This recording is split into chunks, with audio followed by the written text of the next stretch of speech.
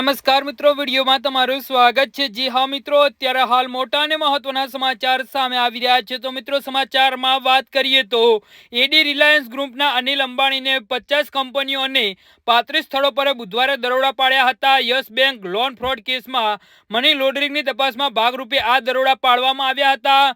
CBI દ્વારા નોંધવામાં આવેલી એફઆઈઆર અને સીબી નેશનલ હાઉસિંગ બેંક અને બેંક ઓફ બરોડા સહિતની એજન્સીઓને બાતમીના આધારે સર્ચ ઓપરેશન શરૂ કર્યું હતું। ઈડીની પ્રાથમિક તપાસમાં જાણવા મળ્યું હતું કે અનિલ અંબાણી ગ્રુપે 2017 અને 2019માં યસ બેંક પાસેથી 3000 કરોડની લોન લીધી હતી, જેને સેલ કંપનીઓ અને ગ્રુપની અન્ય કંપનીઓને ગેરકાયદેસર રીતે ટ્રાન્સફર કરી હોવાનો આરોપ હતો। તપાસમાં જાણવા મળ્યું છે કે યસ બેંક અધિકારીઓએ અને તેના પ્રમોટરને લાંચ આપવામાં આવી હતી। જી હા મિત્રો, એજન્સીની તપાસમાં યસ બેંકની લોન મંજૂરી પ્રક્રિયામાં ભારે ખામીઓ જોવા મળી હતી। તેમ લોનની શરતોનું ઉલ્લંઘન, ખાતાઓમાં ગેરરીતિ અને લોન મંજૂરીના દિવસે અથવા તો તે પહેલા ચૂકવણી થઈ હોય તેવા કિસ્સાઓ પણ જોવા મળ્યા હતા। ઈડીએ ડી ફ્રોડ અને અંબાણીની 50 કંપનીઓ અને 25 લોકોની તપાસ હાથ ધરી છે।